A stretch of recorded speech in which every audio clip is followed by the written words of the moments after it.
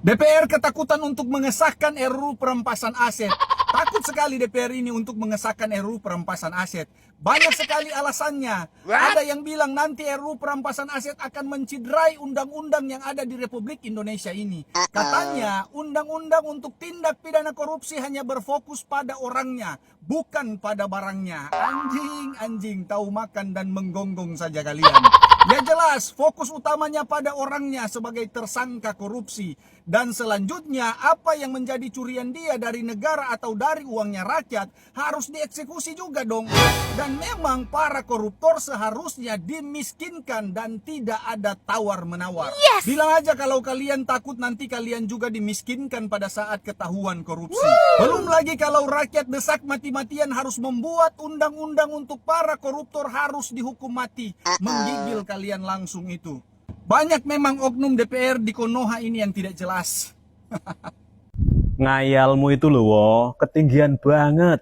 Masa mau jadikan negara kaya? Ingat loh, dolar sekarang sudah 17.000 lebih. Bangsa Indonesia ini akan menjadi bangsa keempat terkaya di dunia. Badan Gizi Nasional hamburkan 1,5 miliar buat beli sikat, kaos kaki, dan semir juga sepatu. Belum lagi motor dan tablet juga yang kalian belanja dengan uang negara sampai puluhan triliunan rupiah dan tidak diketahui oleh Menteri Keuangan. Semakin kesini semakin kesana juga nih kepala botak licin. Mau dibuat apa sikat dan semir sepatu itu ya kira-kira? Kamu mau sikat dan nyemir kepalamu begitu biar tambah mengkilat? Ada hubungan apa sih sikat, kaos kaki, dan semir juga sepatu dengan makanan bergizi? Atau kamu mau sikat dan nyemir daging ayam, sapi, atau ikan gitu sebelum dimasak? PGN ini semakin tidak jelas. Kalian fokus pada makanannya atau fokus pada atributnya? Tahu nggak kalian, di lapangan banyak makanan MBG tersebut bukan dimakan oleh anak-anak sekolah, tapi dibawa pulang untuk dikasih makan babi, anjing, atau ayam, dan nyata terjadi di lapangan. Kenapa kalian tidak evaluasi, malah sibuk dengan atribut yang tidak jelas? Banyak orang tua yang tidak memberi izin anak-anaknya untuk makan MBG tersebut, apalagi mereka anak-anak yang dari kalangan menengah ke atas. Bahkan ada juga dari kalangan menengah ke bawah. Tidak mau anaknya makan MBG tersebut. Karena khawatir dengan kebersihan dan kesehatan dari makanan tersebut. Mereka tidak mau anak-anak mereka jadi seperti anak-anak lain yang sudah pernah keracunan dengan MBG. Cuma kalian saja oknum pemerintah yang tidak ada khawatirnya dengan keselamatan dari penerima MBG. Mungkin nanti kalau sudah ada korban jiwa, baru pemerintah buka mata, buka kuping, dan buka mulut untuk bersuara. Sukseslah buat kalian ya. Semoga program MBG ini ke depannya tidak buat masalah serius untuk negara Indonesia ini. Laporan ning presiden beli sapi dan motong sapi tiap hari. Tetapi sing dibeli kaos kaki. Jadi kalau di akhir tahun ini ada 19.000 SPG, maka ada 19.000 sapi dalam satu hari harus dipotong karena program makan bergizi. Kalau 4 kali sebulan, ya tinggal Masya Allah. Ini Menteri satu ini perlu dikasih pelajaran. Masa keracunan kok dianggap acting di sosial media? Aduh, pusing. Saya menghimbau kalau ada masalah jangan acting di medsos dong. Sampaikan kan kita mau perbaikan kan, sampaikan SPPG. Tapi kalau acting di medsos kan lain lagi. Kenapa tentara bersikeras banget ingin masuk ke pemerintahan? Bahkan udah ada amanat reformasi untuk pelarangan dui fungsi APRI. Hari ini pun mereka melakukan berbagai cara, menghalalkan berbagai cara agar mereka bisa menguasai ruang-ruang sipil, ruang politik, bahkan juga ikut berbisnis gitu. Seakan-akan tuh kayak semua pengelolaan negara ini pengen sama mereka aja. I have to know all. Pasca tahun 1945, setelah kemudian mereka ngerasa bahwa mereka telah berkorban paling depan di garda terdepan untuk kemudian merebut kemerdekaan melawan Belanda, muncul sebuah perasaan-perasaan paling berhak di kalangan para militer atas pengelolaan negara Indonesia.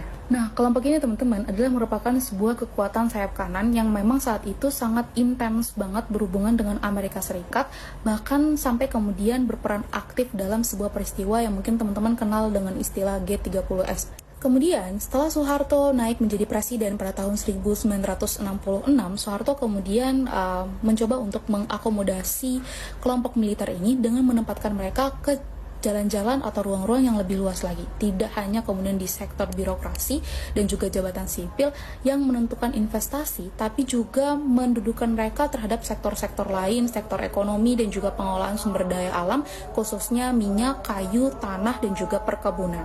Kalau misalkan dipertanyakan mencari alasan bagaimana kenapa kemudian ada kemakmuran di era Orde Baru, itu tuh bukanlah karena adanya pasar bebas yang kemudian kompeten, yang kemudian profesional, bukan. Tapi karena intervensi negara dan juga jaringan patronasi, elit militer, terus kemudian pebisnis, dan juga pemerintah. Orde Baru adalah merupakan rezim yang delusif. Aneka inkompetensi pejabat itu mereka tutup dengan simbol dan juga jargon yang hiperbolis.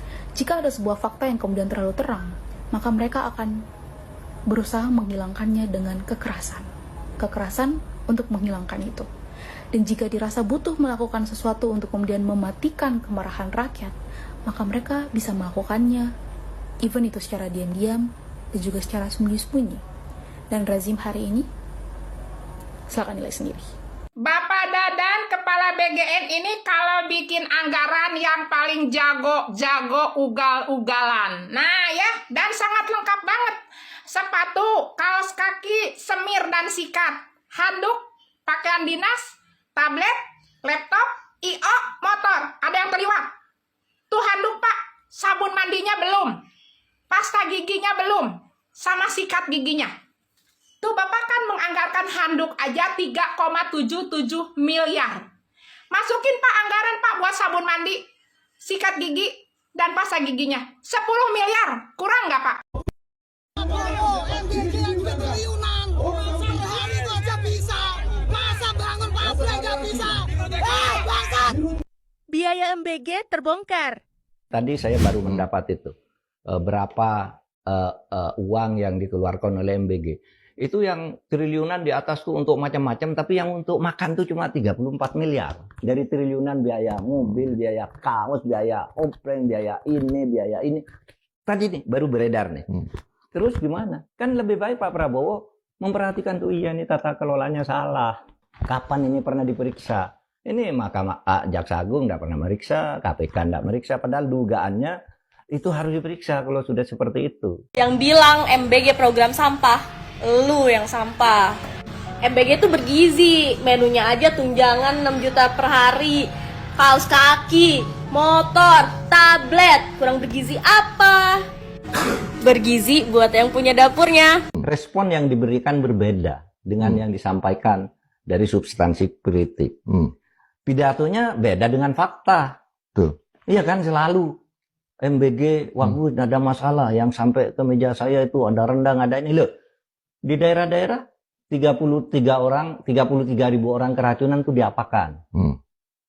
Di daerah katanya MBG sudah membeli 19.000 sapi. 19.000 sapi itu berapa bulan atau berapa hari? Ya.